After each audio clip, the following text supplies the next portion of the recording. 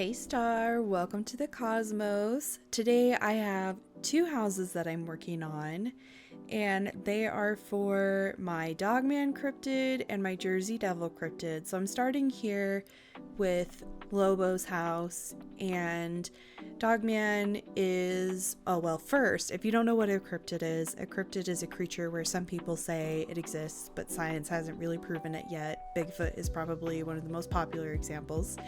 Anyway, I'm starting today with Lobo's house, and Lobo is my Dogman. And a Dogman is basically a werewolf. Just picture a werewolf and you've got the right idea. But they don't have to wait for a full moon, and they can come out during the day. There's all kinds of times of the day and the night where people have had experiences running into them. So I've got a werewolf type creature living up in the woods, and this is right towards the front of the cliffs that I have for this second tier, and the neighborhood is just down the ramp.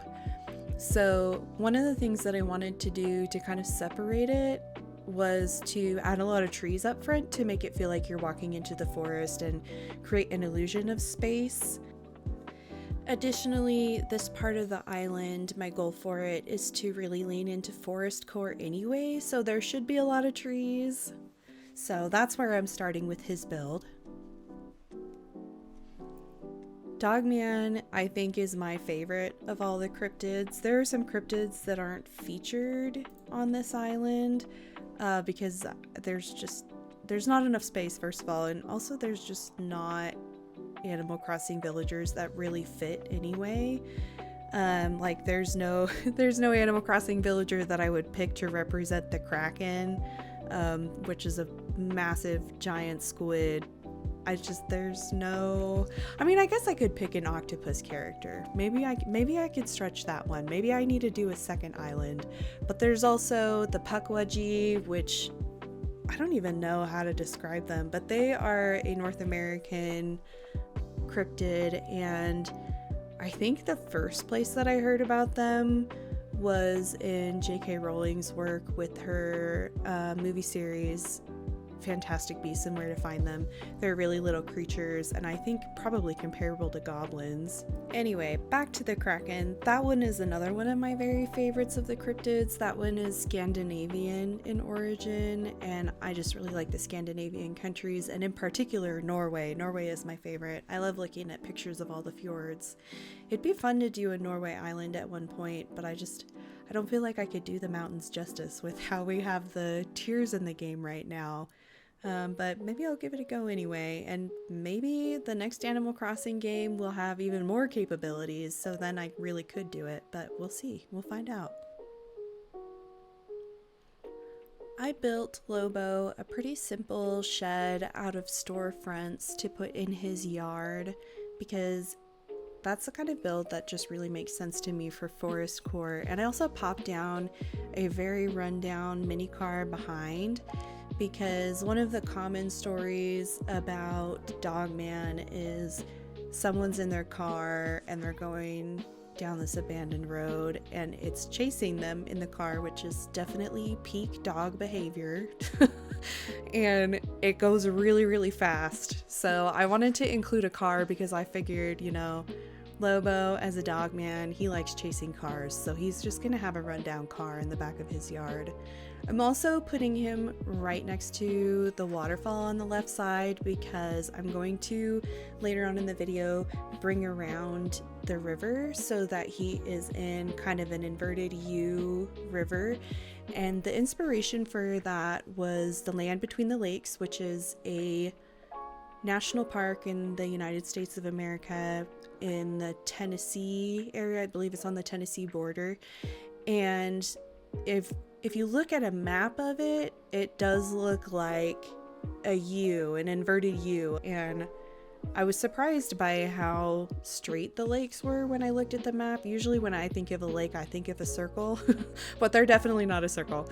So I recreated that kind of imagery for his yard where he's living in the land between the lakes and just having a grand old time.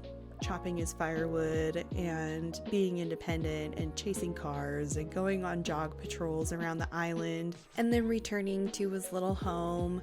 The land between the lakes is one of the places that I've heard several encounter stories from. Another couple places that Dogman has been seen that are more notable have been in Wisconsin and Michigan. And in Wisconsin, there's the story of the Beast of Bray Road, which was a ton of sightings in the early 90s. And a journalist noticed that these people who didn't really know each other were coming to the police with similar stories. And she went and investigated, interviewed people, did a really good job of pulling information together from what people were experiencing. And regardless of whether or not the story is true, she did a really good job. And the accounts are just really fascinating and so out there, you know, like you never really feel like werewolves actually exist. And then there's all these accounts of people saying, well, I don't know what it was, but it looked like a werewolf and I saw it. I think that's one of the things that really draws me to cryptid stories too, is obviously there's going to be people who are definitely lying, but even if I'm not totally sure what they saw, it does feel like there's a lot of people out there who really did see something, and it's just absolutely fascinating to me hearing these firsthand accounts of people who are sharing stories that I just don't even feel like it's possible, you know, but it was very real for them regardless of what exactly happened, you know. And I guess if you're wondering what my official stance is on whether or not cryptids exist, my official stance is I really hope not. I think I'm fine if I never run into Bigfoot or Dogman or any of them. I think I'm good, you know. It doesn't sound like a fun experience to me, so hopefully I never find out for sure. But in the meantime, it's just been absolutely fascinating for me, especially over the last few months, just listening to people's encounters and lots of good people experiencing really out there things. I don't think everybody is lying about what's going on in their lives, you know. So it's just been interesting. Anyway, back to the recording. Right now you see me pulling together the river portion with the waterfall that's going to dip into a little pond there down below. And I don't have a whole lot to say about moving dirt and water around, so I'm going to let the music go and I will check back in when we get to Roscoe's house.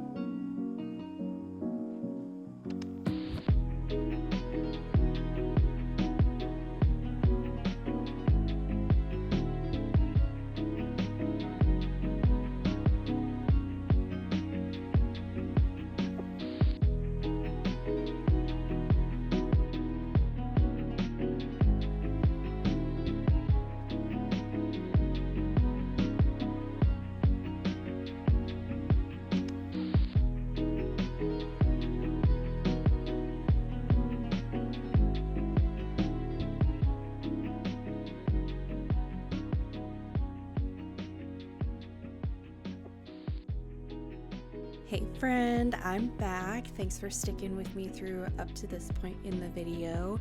I'm working on the Jersey Devil house now, and the Jersey Devil is a really wonky looking creature from New Jersey, also in the United States. And sightings date back to the early 1900s, I believe, and I don't know that there are really a lot of people claiming so much anymore to have seen it. But oh no, I think the legend of the Jersey Devil is like 300 years old. So it's been around for longer than 100 years, which is what I was thinking. But it's got a kangaroo kind of a body and leathery bat wings and horns and small hands, and it basically looks like it needs help. The one of the earliest depictions of it is from 1909, which is why I was thinking it was from that time period. But every time I look at that picture, I'm trying not to laugh because it just looks so silly. I don't know. But I was excited to include the Jersey Devil on this island for a couple of reasons. One, because it's just so weird. One of the things that a couple of the things that it's known for, not just one, but a couple, is it frightens livestock, which sure, yeah, I'm sure Bigfoot does too, but it also is known to sour milk and steal pies. And that just feels so random to me. So I had a clearer vision for building Roscoe's yard as the Jersey Devil, because I was like, well, I'm gonna put the Jersey Devil on my island and he's gonna own a bakery. He's gonna bake pies and he's gonna have milk cartons out front. So his yard I didn't set up beforehand, so there's a lot more of trying things out in this section of the video. But I definitely wanted pies and I definitely wanted those big milk jugs. So it was really fun to decorate his yard just because of how weird the Jersey Devil is and how oddly specific it is that he would sour milk and steal pies.